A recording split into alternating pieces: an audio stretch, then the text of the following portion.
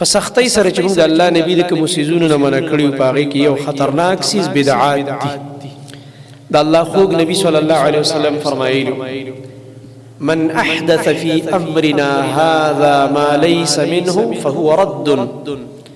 دا د الله د نبی صلی الله علیه وسلم اټله فیصله او فتوا ده. چا چې زمونږ په دې دین کې یو نوې خبره رایجه کړه، نوې څه ته وایي چې نه د نبی صلی الله علیه وسلم په دور کې قرآن حدیث کې نه وي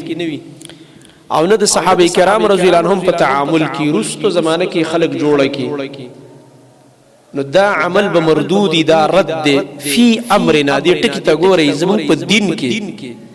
یو خو به داسې څیز دي چې په دین کې به څوک لازم نه ګڼي، فرض واجب او د ثواب کار به نه ګڼي، نو هغې ته به بدعت نه وي. لکه دا بدعتیان په دې ځان خلاصوي. تا ته به زر دا وایي دا تا ټوپۍ په سر کړې دا کوم حدیث کې راغلی ده، تا چې دا واسکټ اچولی دا کوم حدیث کې راغلی ده، تا چې دا رومال په سر کړی ته خو هم بدعتي دا کوم حدیث کې راغلی ده، او تا چې دا کوم او جرابي اچولی دا کوم حدیث کې راغلی، او دا مسجد کې چې قالین غوړېدلی دا کوم حدیث کې راغلی، او دا لوډ سپیکر کوم حدیث کې راغلی. نو ده ته به وایي چې جاهل خانه، ده ته به څه وایي جاهل خانه، ته په دین لا نه پوهه شوې، ستا د دې سوال نه معلومیږي چې ته بالکل په دین نه پوهه. نو داسې انسان چې هغه ته دا سند ورکول پکاري، شاباش چې آفرین بر علم غلام جان، د ده په علم دی آفرین، دا د پوهه د دین په باره کې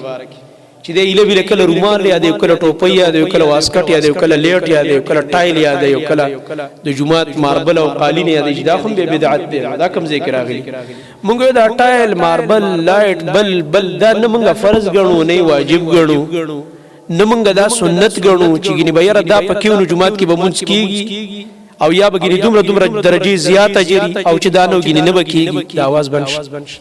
نو زما محترم ورونو، دا کم خلک چې جاهلانی هغوی دغه شان غلط سوالات کوي.